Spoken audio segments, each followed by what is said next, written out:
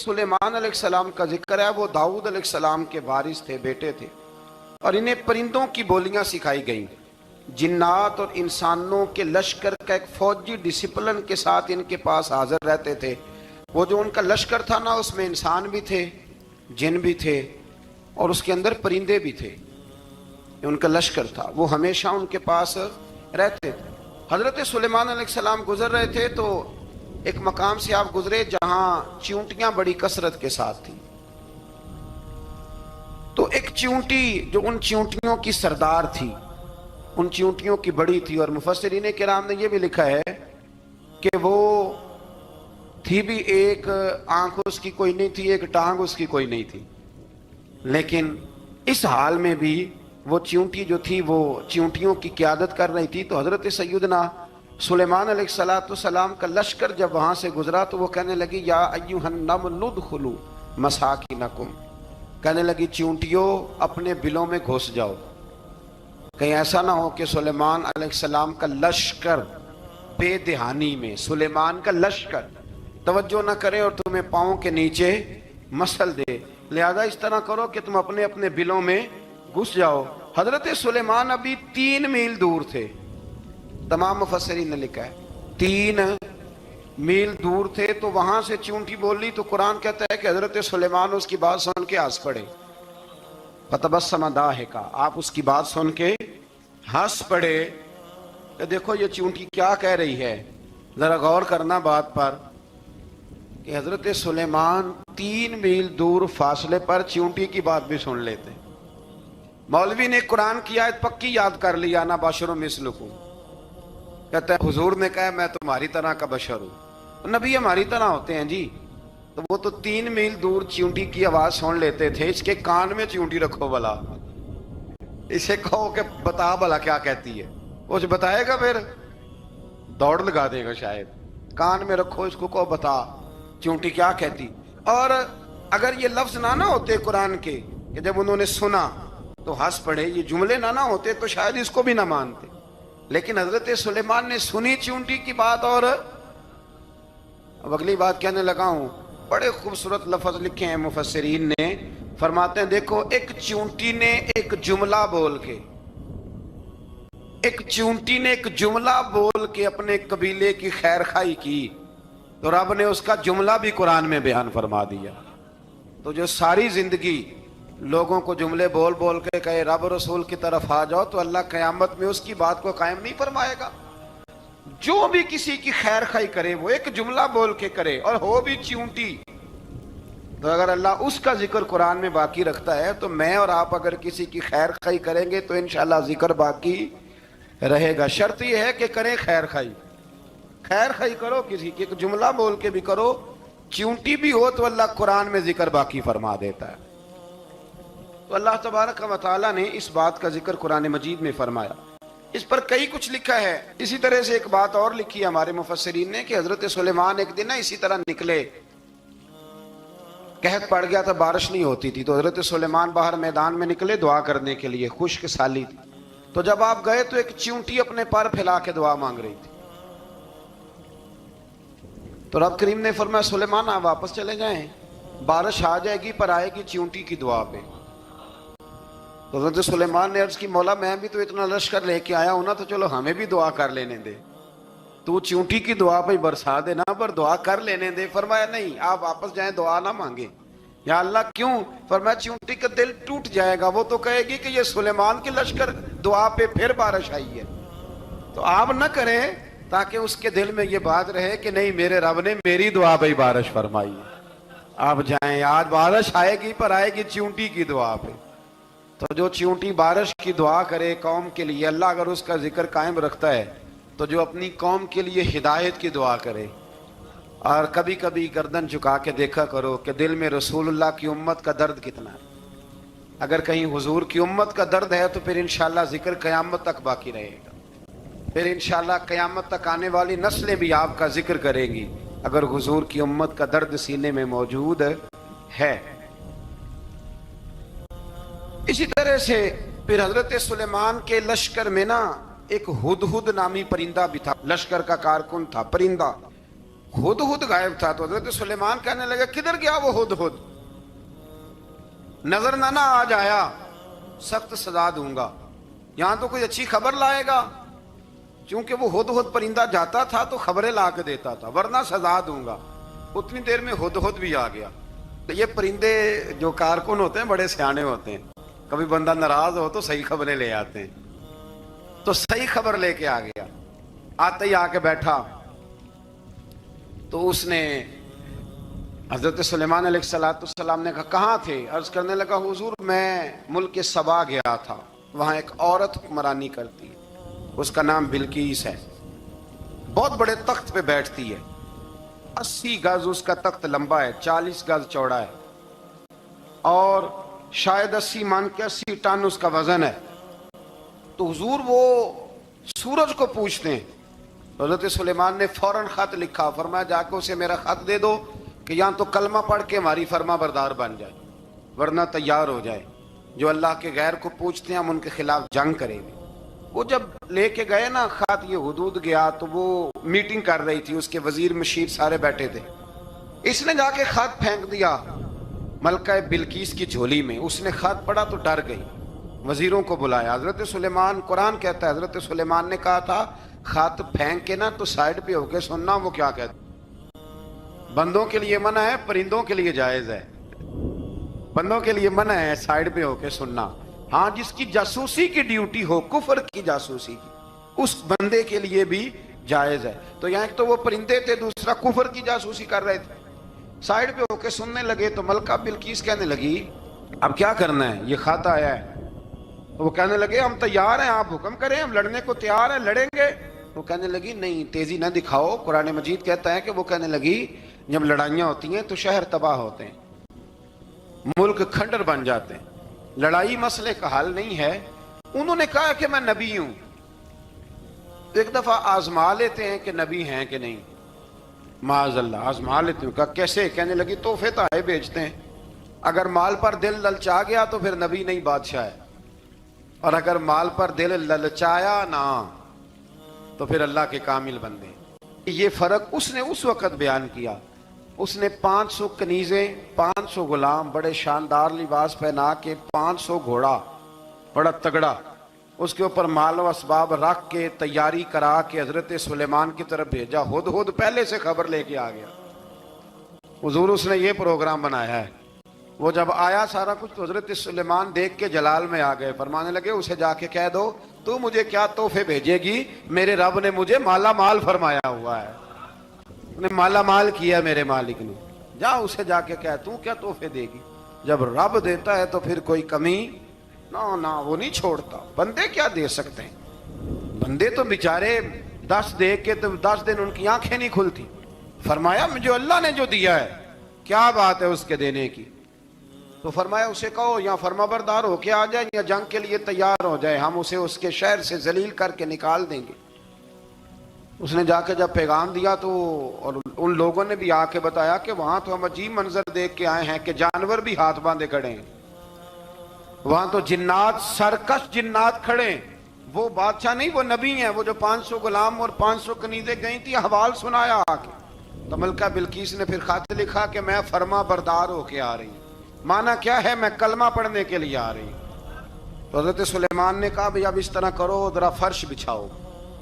انہوں نے فرش بچھایا، اس طرح کا کہ اوپر فرش تھا، نیچے مچھلیاں تیر رہی، لگ رہا تھا دریا ہے۔ ڈیوٹی لگا دی، جنات نے بچھا دیا۔ ادھر حضرت سیدنا سلیمان فرمانے لگے اب چونکہ مان کے آ رہی ہے تو اسے اپنی نبوت کی علامتیں بھی دکھانی ہیں۔ اس نے تخت بڑا شاندار بنوایا تھا، اور خواتین میں جو عادتیں خواتین والی ہوتی ہیں وہ جاتی نہیں، وہ 7 کمروں میں نہ پیچھے اپنا تخت رکھ کے تو 7 دروازے بند کر کے آئی۔ اس زمانے میں ایک رواج تھا، وہ زلیخا نے بھی 7 دروازے مکفل کے ایک رواج تھا، ایک کمرہ، پھر کمرے کے پیچھے کمرہ، پھر اس کے پیچھے کمرہ، پھر اس کے پیچھے کمرہ، اور اس کو بڑے موٹے تالے لگائے جاتے تھے۔ اور فلسفہ یہ تھا کہ ایک تالا توڑے گا کوئی تو جب تک سپاہی آ جائیں گے، اور اگر اس کے توڑنے تک نہ آئے تو دوسرے کے توڑنے تک آ جائیں گے، اور اس کے توڑنے تک نہ آئے تو 7ویں تک تو آ جائیں گے۔ یہ ان لوگوں کا نفسیاتی معاملہ تھا، سوچ تھی۔ 7 کمروں میں مکفل کر کے نہ وہ نکلی، تو حضرت سلیمان علیہ السلام کہنے لگے بھئی مجھے اس کا تخت چاہیے اس کے آنے سے پہلے. اس کے آنے سے اس واقعے کی کیا ضرورت تھی قرآن پاک میں؟ یہ کیا حاجت تھی یہ تخت والی ساری بات قرآن نے کیوں بیان کی؟ پوچھیں آپ اپنے دل سے بھی اور انکار کرنے والے منکرین سے بھی، اس کی کیا ضرورت تھی؟ وہ جو کہتے ہیں جی ولی کی کرامت کی کیا ضرورت ہے، سیدھی سیدھی نماز پڑھو، روزہ رکھو، حج کرو، زکوٰۃ دو، تو پوچھو ان سے ایک سورت نمل کے اندر اس ساری تفصیل کی کیا ضرورت تھی؟ ختم ہو گئی جب وہ کلمہ جو پڑھ رہی ہے تو پھر اس سارے واقعے کو رب کیوں بیان فرماتا ہے؟ حضرت سیدنا سلیمان فرمانے لگے تخت چاہیے، اور چاہیے اس کے آنے سے پہلے. قال عفریت من الجن، جنوں میں سے ایک بہت بڑا جن بولا، کہنے لگا حضور آپ کا یہ تخت برخاست ہونے سے پہلے لے آؤں گا. یہ جو آپ میٹنگ کر رہے ہیں نا، یہ آپ فیصلے ختم، کچھ نے لکھا صبح سے شام تک میٹنگ ہوتی ہے اور اس کو آنے میں پتہ نہیں کتنے دن لگیں گے، تو میں یہ برخاست ہونے سے پہلے. اور کچھ نے کہا دی آپ شرط کیوں لگاتے ہیں کہ صبح سے شام تک ہوتی؟ اس جن نے کہا دی آپ 10 منٹ میں فارغ ہو جائیں، آپ فارغ ہوں گے تو تخت آ جائے گا. مفسرین نے لکھا ہے کہ جب قرآن کہتا ہے کہ اس نے کہا کہ آپ کے فارغ ہونے سے پہلے، تو اس کا مطلب ہے کہ جب آپ اٹھیں گے یہ جگہ خالی کر دیں گے تو تخت یہاں کیویں ہزاروں میل کا فاصلہ ہے آ جائے گا، پر ہوائی جہاز پہ کارگو کرا کے جی DHL کے ذریعے کیسے آئے گا؟ وہ آئے گا تو بس آئے گا. تو حضرت سلیمان کی تو بادشاہت تھی نا زمانے پہ، فرمانے لگے نہیں نہیں تو لیٹ ہے، تو لیٹ ہے، تو ہمیں جانتا ہی نہیں. ایٹ سٹ تے پکھڑا کوار گندل، اسی اور بھی بوٹیاں جاننے ہاں، یہ تو لیٹ ہے، ابھی ہماری طاقت اس سے زیادہ ہے. بڑی کمال بات لکھی ہے لکھنے والوں نے. ایک مفسر نے لکھا ہے کہ ابھی حضرت سلیمان نے غلاموں سے منگوایا ہے، اپنی بات کوئی نہیں کی. یہ حال ہے ان کے غلاموں کا، تو سردار کا عالم کیا ہوگا؟ حضرت سلیمان کہنے لگے بھی جلدی جائیے. قال الذی عنده علم من الکتاب انا آتیک بہ قبل ان یرتد الیک طرفک. تو اٹھا ان میں سے وہ جس کے پاس کتاب میں سے علم تھا، ساری کتاب کا بھی نہیں، علم من الکتاب، کتاب. وہ اٹھے جن کے پاس کتاب میں سے علم تھا، تو وہ اٹھ کے کہنے لگے حضور میں لے آؤں گا. کب؟ آپ کے آنکھ جھپکنے سے نہیں، آنکھ جھپکنے سے. بندہ تھا جن تھا؟ جن کی تو بات مانی نہیں انہوں نے. کیا کہا؟ آنکھ جھپکنے سے، میں آنکھ جھپکنے سے پہلے لے آؤں گا. تو حضرت سلیمان کہنے لگے تو ٹھیک ہے چل لا پھر لا پھر. آنکھ جھپکنے سے بڑے ہی نہیں، پھر غصہ نہیں آتا ان پہ، پھر غصہ نہیں آتا.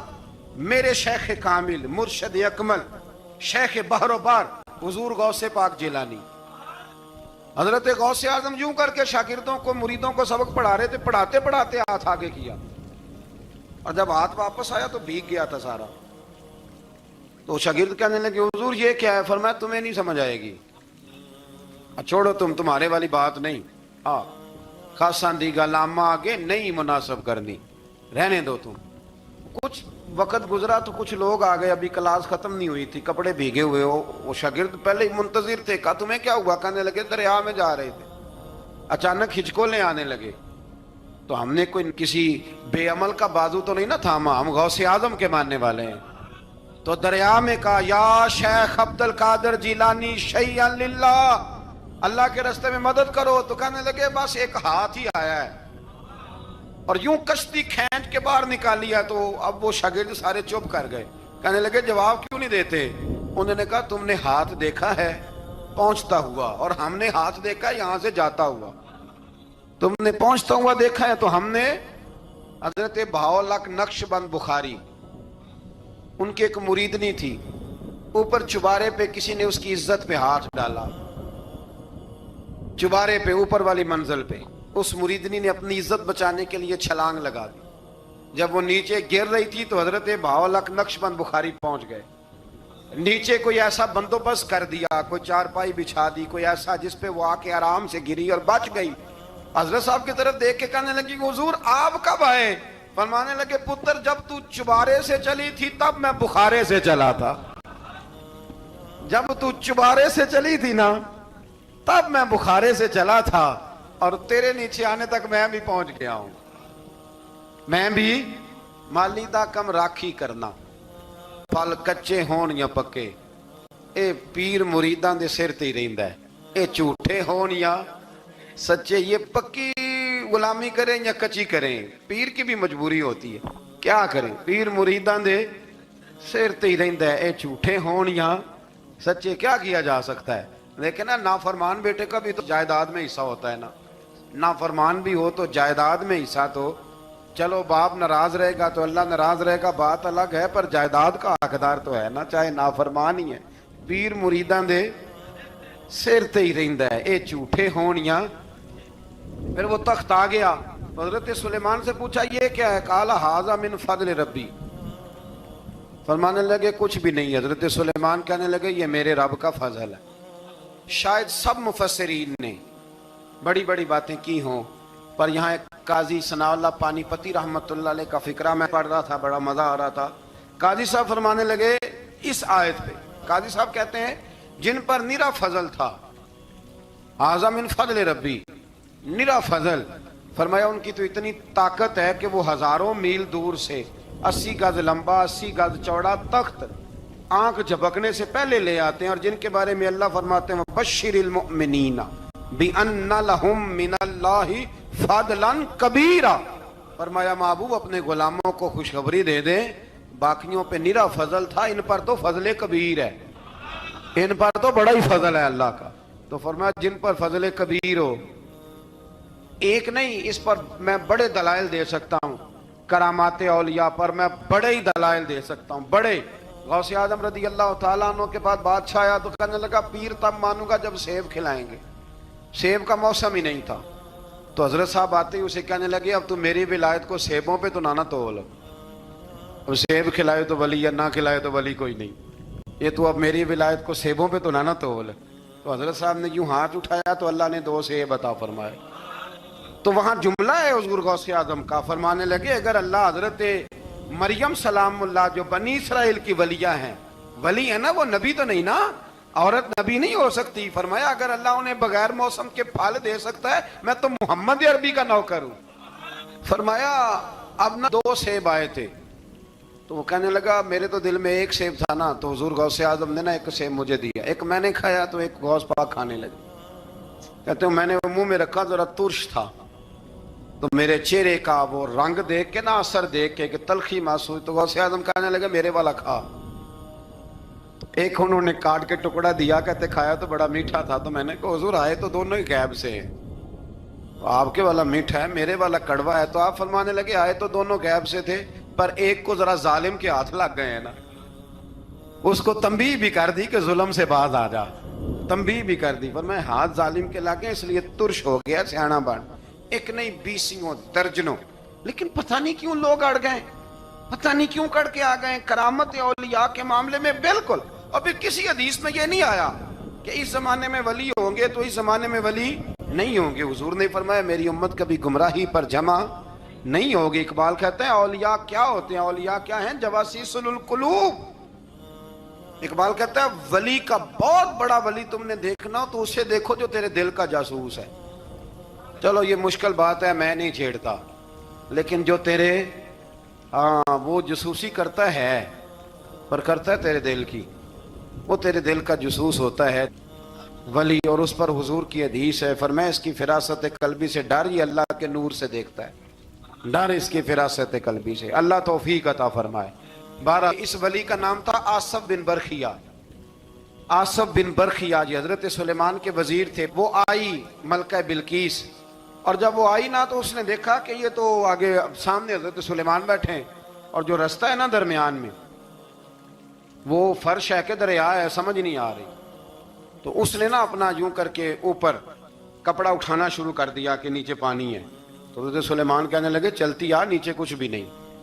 اس نے پیر رکھا, نیچے مچھلیاں بھی تیرتی جا رہی تھیں. حضرت سلیمان علیہ السلام, آج بھی اللہ نے توفیق دی ہے نا, لوگوں نے اس طرح کی تعمیرات بعد میں کی ہیں, لیکن اس کے موجد, اس کے پہلے بنانے والے حضرت سلیمان ہیں اللہ کی دی ہوئی توفیق سے. تو وہ ملکہ آپ کے پاس آئی, پھر وہ آپ کی فرما بردار ہو گئی. اور بعد مفسرین نے یہ لکھا ہے کہ اس نے جب کلمہ پڑھا تو پھر اس کا نکاح بھی حضرت سلیمان سے ہوا. حضرت سیدنا لقمان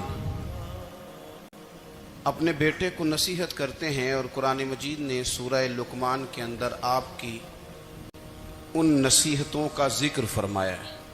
اللہ کریم نے ارشاد فرمایا کہ حضرت لقمان, ان کی جو بات انہوں نے اپنے بیٹے کے ساتھ کی, فرمایا وَلَا تُصَعِّرْ خَدَّكَ لِلنَّاسِ, اے میرے بیٹے لوگوں کے ساتھ اپنے رخ کو نہ پھیرا کر, غرور کے ساتھ اپنے لب و لہجے کو پھیر نہ لیا کر لوگوں کی طرف سے. اور وَلَا تَمْشِي فِي الْأَرْضِ مَرَحًا, اور زمین پر اکڑ اکڑ کے نہ چلا کر. تکبر کے ساتھ اپنے لب و لہجے کو لوگوں سے پھیر نہ لیا کر, اور زمین پر اکڑ کے بھی نہ چلا کر. جناب لقمان اپنے بیٹے کو نصیحت فرما رہے ہیں, اور اللہ نے اس کا ذکر قرآن مجید میں فرمایا ہے. اسلام ہماری تربیت کرتا ہے ہر موقع پر,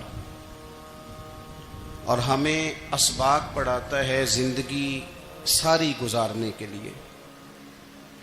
انسان کی بات کا دوسرے پر بڑا اثر ہوتا ہے, لیکن اس کی بات کے ساتھ ساتھ اس کے لہجے کا بھی بڑا اثر ہوتا ہے. کھانے کا بھی بڑا اثر ہے, لیکن کھانا آپ کس برتن میں رکھ کے دے رہے ہیں اس کا بھی بڑا اثر ہے. آپ نے کھانا کس طرح سجایا ہے, کس جگہ کسی کو بٹھایا ہے, اس کا بھی بہت زیادہ اثر ہے. اسلام یہ کہتا ہے کہ آپ کا جو لب و لہجہ ہے وہ ہمیشہ اچھے اخلاق والا ہونا چاہیے. لہجے جو ہوتے ہیں نا, لہجے, لب و لہجہ, وہ بڑی تاثیر رکھتا ہے, بڑا اثر رکھتا ہے. چھوٹا سا بچہ ہوتا ہے, دودھ پیتا ہے, ابھی نونہال بچہ ہے چھوٹا سا, ابھی اسے پتہ نہیں ہے کہ کون سی بات کا کیا معنی ہے. اسی بچے کے آپ نے گال پہ محبت کے ساتھ ہاتھ پھیرا تو وہ ہنس دیتا ہے, لیکن اگر آپ غصے کے ساتھ اس کی گال پہ ہاتھ لگاتے ہیں تو وہ رو دیتا ہے. آپ میری بات کو سمجھیں گے, ابھی اس کو لفظوں کے مفاہیم کا نہیں پتا, معانی سے ابھی وہ آگاہ نہیں ہے, معنی نہیں جانتا, پر آپ نے کس لہجے کے ساتھ اس سے پیار کیا یہ اسے پتا ہے.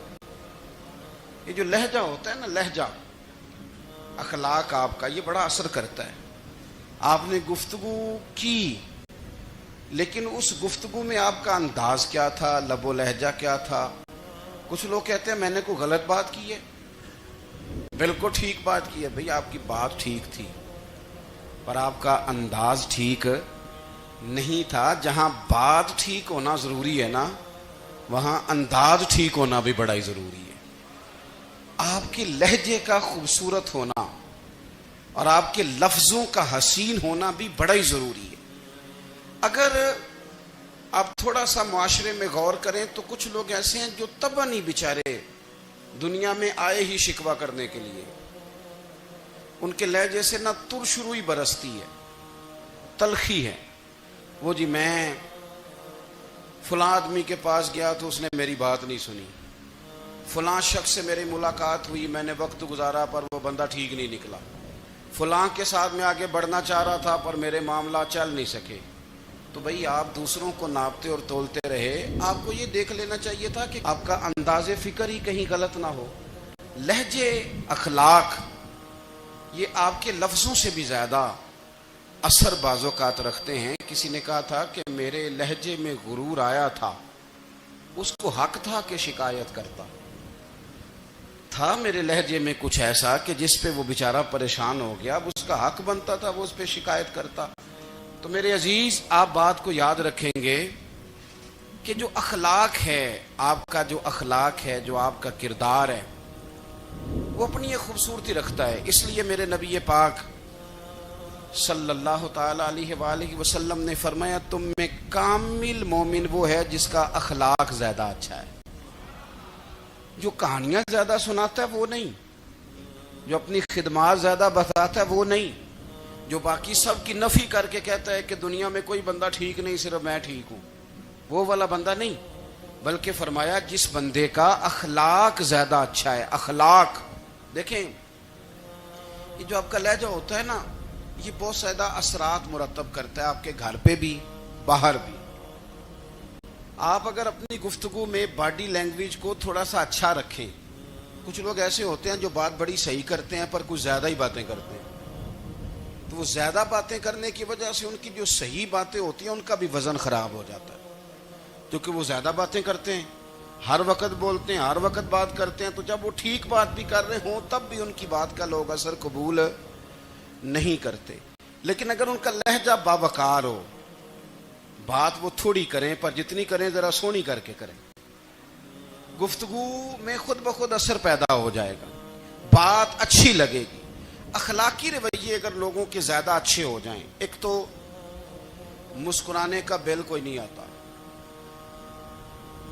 اس کے پیسے کوئی نہیں لگتے، اور یہ بھی شکر ہے ابھی تک اس پر ٹیکس بھی کوئی نہیں، یہ بھی مقام تشکر ہے. تو اگر آپ بات کریں اور اس میں تھوڑی سی مٹھاس پیدا کر لیں، آپ تھوڑی سی بات میں نا مٹھاس. میرے ایک کلاس فیلو ہیں، تو وہ تقریر کر رہے تھے اور میں سن رہا تھا، تو مجھے بعد میں کہنے لگے آپ تبصرہ کریں میں نے کیسی تقریر کی ہے. یہ ہوتا ہے نا جی، بعض اوقات دوست بیٹھتے ہیں بے تکلف تو کئی دفعہ کچھ باتیں ایسی ایک دوسرے کے ساتھ کرتے ہیں. تو مجھے کہنے لگے آپ بتائیں کہ میں بات کر رہا تھا تو کیسی تھی. تو میں نے کہا جب آپ بات کر رہے تھے تو میں ڈر رہا تھا، مجھے لگ رہا تھا کہیں آپ لڑ نہ پڑیں. بھئی آپ اطمینان سے بات کریں، آپ تسلی سے بات کریں، آپ خندہ پیشانی کے ساتھ بات کریں. میرے نبی پاک صلی اللہ تعالی علیہ وسلم نے فرمایا، مسلم شریف کی حدیث ہے، حضور فرماتے ہیں نیکی کو کبھی چھوٹا نہیں سمجھنا، نیکی کو حقیر نہیں سمجھنا. کچھ نہ ہو سکے تو اپنے بھائی سے مسکرا کے بات ہی کر لیا کرو. بات کرو تو تمہارے لہجے میں ترش روئی نہ ہو. بعض اوقات آپ تلخ بات کرتے ہیں، آپ کا لہجہ تلخ ہوتا ہے تو آپ کی صحیح بات بھی قبول نہیں کی جاتی. لیکن اگر آپ کے لہجے میں مسکراہٹ ہو، آپ کے لہجے کے اندر خوبصورتی ہو، تو آپ کے اپنے بھی آپ کے بیگانے بھی سب کے سب آپ کی بات کو تسلی کے ساتھ سمجھنا وہ گوارا کریں گے. اسی طریقے سے ہمارا دل کرتا ہے کہ لوگ ہماری بات سنیں، ہمارے گرویدہ ہوں، ہم جو پیغام دینا چاہتے ہیں وہ پیغام لوگ اچھے طریقے سے قبول کریں، اس پر لوگوں کی توجہ زیادہ ہو. یہ ہمارا شوق ہوتا ہے. اور دنیا میں اب تو فیمس ہونے کا شوق بڑا بڑھ گیا ہے، اب بڑا بڑھ گیا ہے. اب تو لوگوں کو نا شاید لوگ مقبولیت اسی کا نام لیتے ہیں کہ میرے اتنے لائکس ہیں، اتنے فالور ہیں، اتنے سارے لوگ ہیں تو شاید میں بڑا مقبول ہوں. یاد رکھنا، قابلیت سے زیادہ قبولیت ضروری ہوتی ہے. فالور کیا کریں گے اگر رب بھی راضی نہ ہوا تو؟ لائکس کیا کریں گے؟ اگر تو قبول ہو جائے تو پھر چلو کسی لائکس کا بھی فائدہ ہے، کسی فالور کا بھی. اور اگر قبول نہ ہو تو پھر کوئی فائدہ. جنوں پریتم اپنا آنکھ ہی نہ وہ اجے سہاگن ہو ہی نہیں. تو جب وہ قبول کر لے پھر تو بڑی بات ہے، اور اگر قبولیت نہ ہو تو پھر بڑے بڑے مجمع بھی کوئی فائدہ نہیں دیتے. ہماری خواہش ہوتی ہے کہ لوگ ہمیں جانیں، لوگ ہمیں پہچانیں، ہمارا بڑا نام ہو، ہمارا بڑا ذکر ہو، ہمارے بڑے تذکرے ہوں.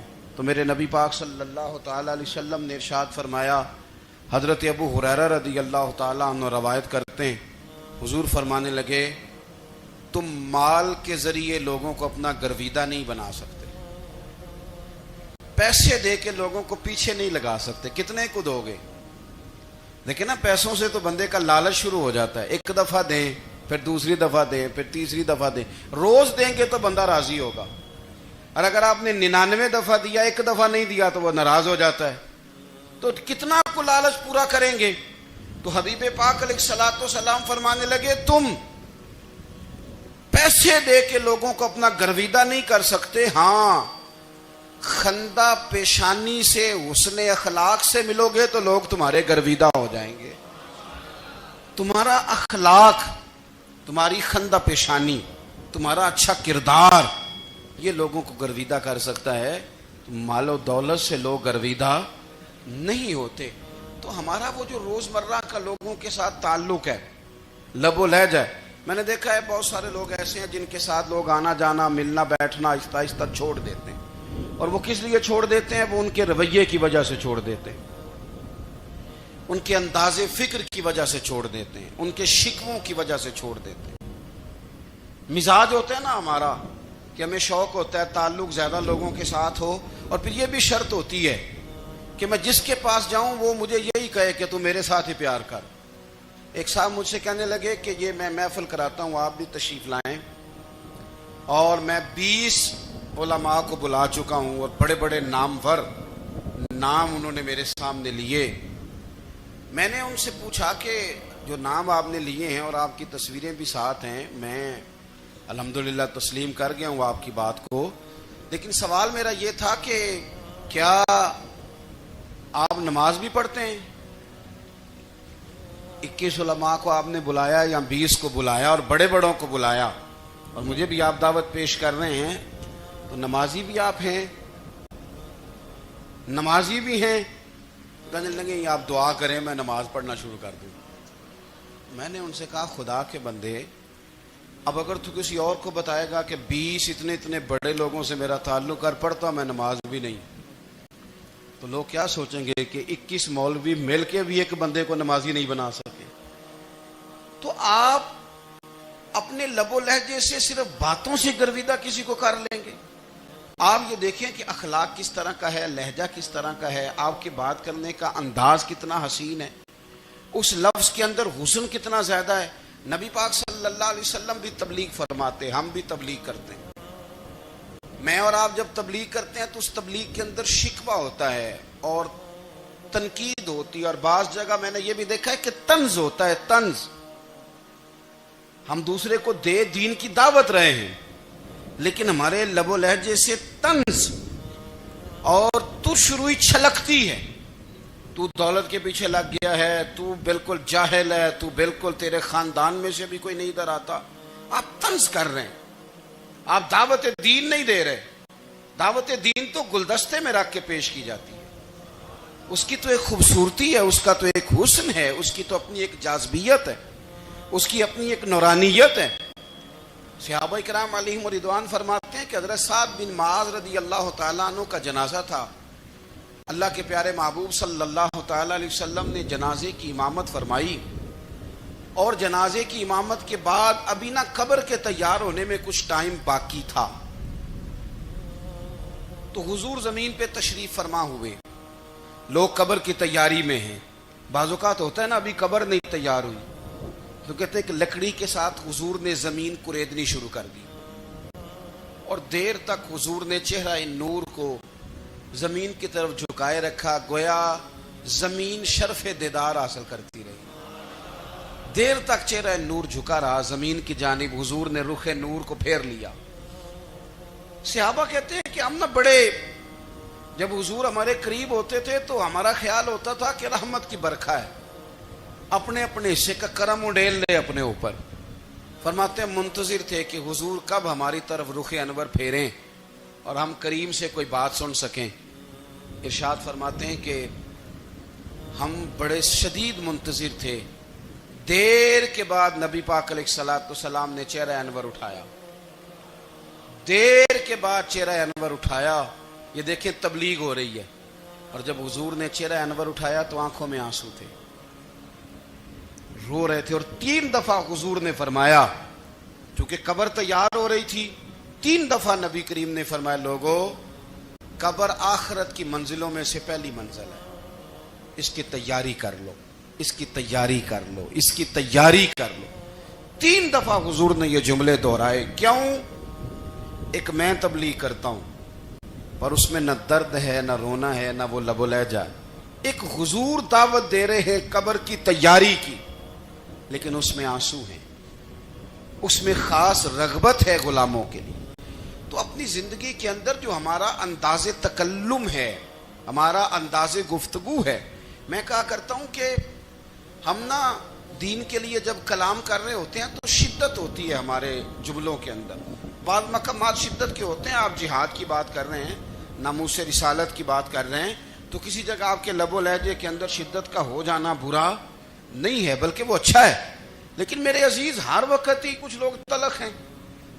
انہیں کسی وقت بھی آپ ان سے ملاقات کر لیں، وہ لوگ آپ کو پریشان ہی نظر آئیں گے. حضرت سیدنا عبداللہ ابن عمر رضی اللہ تعالیٰ عنہ روایت کرتے ہیں کہ نبی پاک صلی اللہ تعالیٰ علیہ وآلہ وسلم نے ارشاد فرمایا کہ جنت میں ایسے بھی کمرے ہوں گے، جنت میں کچھ ایسے کمرے، کچھ ایسے مکانات بھی ہوں گے کہ باہر کھڑے ہوں گے تو اندر نظر آئے گا، اور اندر کھڑے ہوں گے تو باہر نظر آئے گا. یعنی ایک تو تم آئینے لگاتے ہو نا، وہ دیواریں اتنی شفاف ہوں گی کہ اندر باہر سے ان کا حسن دکھائی دے گا. حضرت سیدنا مالک اشعری رضی اللہ تعالیٰ عنہ بیٹھے تھے، کہتے ہیں میں نے فوراً عرض کی حضور وہ ملیں گے کس کو؟ وہ جو اتنے حسین گھر ہوں گے کہ دیواریں ہی شیشے کی محسوس ہوں گی، اندر باہر سے حسن کے جلوے دکھائی دیں گے، حضور وہ ملیں گے کسے؟ تو اللہ کے پیارے محبوب علیہ السلام نے فرمایا وہ اس کو ملیں گے جو گفتگو اچھی کرے گا، جو گفتگو اچھی کرے گا، لب و لہجہ اخلاق والا ہوگا، گفتگو اچھی کرے گا، لوگوں کو کھانا کھلائے گا، اور جب لوگ سو رہے ہوں گے تو وہ اٹھ کے اپنے رب کی عبادت کرے گا. اس شخص کو وہ مکانات ملیں گے جن کی دیواریں آئینے کی مانند ہوں گی، جن کا حسن تازہ ہوگا، جن کو اللہ تبارک و تعالیٰ نے اپنے فضل سے مزین کیا ہوگا، سنوارا ہوگا. ہم اگر تھوڑی سی توجہ کریں نا، تو کئی دفعہ وقت گزر جاتا ہے، لہجہ نہیں بھولتا، لہجہ یاد رہتا ہے. آپ تو 2 منٹ کے لیے غصے میں تھے نا، تو آپ نے کوئی بات کر دی کسی غریب کو، کسی شخص کو، آپ غصے میں تھے، آپ نے کہہ دیا، اس بیچارے نے سن لیا، لیکن وہ باتیں اسے سونے نہیں دیتی، بار بار یاد آتی. کوئی آپ کے ساتھ تلخ کلام کر دے نا، کبھی تلخ گفتگو کر دے، بندہ جب سامنے آتا ہے وہ باتیں یاد آ جاتی ہیں، تکلیف ہوتی ہے، اور وقت گزر جاتا ہے. لڑائیاں ہمیشہ چل نہیں سکتی. لڑائی کتنی دیر کی ہوتی ہے؟ 1 دن کی، 2 دن کی. قتل بھی ہوں تو اگر قاتل کو پھانسی بھی ہو جائے تو پھانسی کے بعد بالآخر لڑائی تو ختم ہو ہی گئی نا. لڑائی ہمیشہ چلتی، تلخی ہمیشہ چل سکتی نہیں. تلخی روٹین میں چلنے والا سکہ، کوئی سکے روٹین میں چلتے وقتی ہوتے. یہ جو غصے کا لب و لہجہ ہے، تلخی کا سکہ، یہ بھائی روٹین میں نہیں چلتا، اس نے ایک نہ ایک دن ختم ہو جانا ہے. روٹین میں پیار ہی چلتا ہے. حضرت جابر ابن عبداللہ کہتے ہیں حضور پہلے دن مدینہ منورہ آئے، میں زیارت کے لیے گیا تو میں نے مسکراتے دیکھا. 10 سال میں دیدار کرتا رہا، اور وصال سے چند دن پہلے بھی میں نے زیارت کی تو مدینے والے محبوب کو مسکراتے ہوئے ہی دیکھا ہے. یہ جو آپ کا لب و لہجہ ہے نا، اخلاق والا، حسن والا، مسکرانے والا، یہ لب و لہجہ نا ذرا لمبا چلتا ہے. یہ روٹین ہے، یہ روز چلے گا. یہ سکہ وہ ہے جو رائج الوقت رہتا ہے، یہ کبھی بھی ختم ہونے والا یہ خزانہ ہے. تو یہ جو آپ کا تلخ لب و لہجہ ہے، یہ روٹین نہیں. عارف رومی رحمۃ اللہ علیہ فرماتے ہیں کہ مثال دینے کے لیے بات سمجھاتے ہیں. فرماتے ہیں ایک شخص جنگل میں لکڑیاں کاٹنے جایا کرتا تھا تو شیر سے دوستی ہو گئی، یعنی ڈائریکٹ بادشاہ سے دوستی ہو گئی. اور بادشاہ بھی وہ جو جنگل کا بادشاہ ہے، جنگل کے بادشاہ سے دوستی ہو گئی. اب وہ لکڑہارا غریب آدمی تھا، لکڑیاں تو کاٹنی ہوتی تھی. تو وہ جنگل کا بادشاہ اعلان کر دیتا جانوروں کو کہ میرا دوست آیا، ایک تو کوئی تنگ نہ کرے، اور دوسرا یہ کہ سب لوگ مل کے اس کے ساتھ تعاون کریں. کبھی کوئی جانور لکڑیاں اکٹھی کراتا، کبھی کوئی اپنی پشت پہ گدھا، بیل، گھوڑا، خچر رکھ کے وہ لکڑیاں باہر چھوڑنے آتا. تو اب اس کی بڑی دھوم مچ گئی جنگل کے اندر. لکڑہارا مزدور تھا، وہ بادشاہ سے دوستی کر کے بادشاہ ہی بن گیا. وہ گھر آ کے نا بیوی کو اکثر بتاتا کہ میرا ایک دوست ہے، میں جاتا ہوں تو ساری پہلے ہی مخلوق کھڑی ہوتی ہے میرے استقبال کے لیے. دوستی جو بڑے سے ہو گئی ہے. بنا ہے شاہ کا مصاحب تو پھرے ہے اتراتا، وگرنہ شہر میں غالب کی آبرو کیا ہے. ہم نے تو پوچھتا ہی کوئی نہیں، یہ تو بنا ہے شاہ کا مصاحب تو پھرے ہے اتراتا، وگرنہ شہر میں غالب کی آبرو کیا ہے. تو وہ لوگوں کو بتاتا، بیوی کو بھی بتاتا دوست ہے. تو بیوی کہنے لگی اتنی تو تعریفیں کرتا، یہ نہیں بتایا کہ وہ جنگل کا شیر ہے، بس نیرا دوست بتا دیا. بیوی کہنے لگ گئی کہ تو اتنا جو اس کا ذکر کرتا ہے تو کسی دن بلا نا، بلا کسی دن تاکہ اس کی دعوت کریں. اب اس نے پھر نہ اس کو پردے میں رکھا. کیا کہتے ہیں آج کل، سرپرائز دینا ہے. ان کا سرپرائز دینا ہے جی. پردے میں رکھا کہ وہ شیر ہے. تو وہ بلا لیا گھر. اب اس کے لیے کچا گوشت، ظاہر ہے شیر نے کچا گوشت دکھانا تھا. وہ کہنے لگی پکانا کس طرح کا ہے. وہ کہنے لگا جب وہ آئے گا پھر بتاؤں گا. اب وہ کچا گوشت 2-3 بکرے ذبح کر کے ڈال دیے. وہ آ گیا شیر. اور پھر امی کہتے جب وہ آیا نا تو اس کی بیوی نے دیکھا تو اس نے ایک سخت جملہ کہہ دیا. کہنے لگی اوہو، میں سمجھی تھی پتہ نہیں کون ہے. اس طرح کے درندے تیرے یار ہیں، کتے بلے دوست بنائے ہوئے ہیں. یہ کیا بات ہوئی. خیر وہ شیر نے سن لیا، گوشت کھایا، وہ چلا گیا. اگلے دن لکڑ آرا لکڑیاں کاٹنے گیا تو شیر نے ملاقات کرتے ہی لکڑ آرے سے کہا کہ یہ نا کلاڑی اٹھا اور میری پشت پہ نا ایک زخم کر دے. اس نے کہا نہیں میں یہ کام نہیں کرتا، تو میرا دوست ہے. اس نے کہا سن بھائی، میں نے پیار سے کہا ہے تو مان جا، ورنہ میں ہوں شیر، میں نے تجھ سے منوا ہی لینا ہے. میں کوئی تکلیف دوں گا مناسب نہیں، تو کر. اس نے کلاڑی اٹھائی اور اس کی پشت پہ ایک زور سے زخم لگا دیا. خون بہنے لگا. اس نے کہا تو نے آج کے بعد آنا ہے، لکڑیاں کاٹنی ہے، تجھے کوئی کچھ نہیں کہے گا، بس یہ ایک حکمت تھی جو میں نے کیا ہے. قصہ مختصر. وہ آتا رہا، لکڑیاں ملتی رہیں، خدمت بھی ہوتی رہی. 6-8 ماہ گزر گئے. ایک دن شیر اس سے کہنے لگا یہ میرے ذرا بال اٹھا کے دیکھ، وہ جو تو نے زخم لگایا تھا وہ کہاں پہ ہے. اس نے وہ بال اٹھا کے دیکھا تو زخم ملا ہی نہیں. کئی جگہ پہ ٹٹولا کا یار یہاں تھا یہاں تھا یہاں تھا. شیر نے پھر کیا کمال ہی جملہ کہا. اس نے کہا کہ وہ جو کلاڑی کا زخم تو نے لگایا تھا نا وہ مکمل ہو گیا، لیکن تیری بیوی کا جو لہجہ تھا اور اس کی جو تلخی تھی وہ آج تک میرے ذہن میں موجود ہے. وہ ابھی بھی مجھے تکلیف دیتی ہے. تو بات سوچتا ہوں مجھے اس نے درندہ کہا، اس نے میرے بارے میں اتنے کچے اور کمزور اور سخت جملے کہے، تو وہ بات مجھے بھولتی. وہ آج بھی میرے ذہن میں اسی طرح گونجتی ہے. تلخ جملے جو اس نے کہے اور خوفناک جو انداز اس نے اختیار کیا، وہ بات مجھے کبھی بھی بھولتی. تو آپ کے لفظ لوگوں کو بھول جاتے ہیں پر لہجہ یاد رہتا ہے اگر ہم اپنے لہجے پر تھوڑی توجہ ہی کر لیں. کچھ لوگ کہتے ہیں جی میرا جی روٹین ہی یہ ہے بات کرنے کی. تو یہ یاد رکھنا کسی وقت ایسا بھی ہوتا ہے کہ شیر کو سوا شیر مل جاتا ہے. پھر ایسا نہ ہو کہ آپ کی تلخی کی جواب میں کوئی اس طرح کی تلخی ہو کہ پھر آپ اس کو کبھی بھلا نہ سکیں.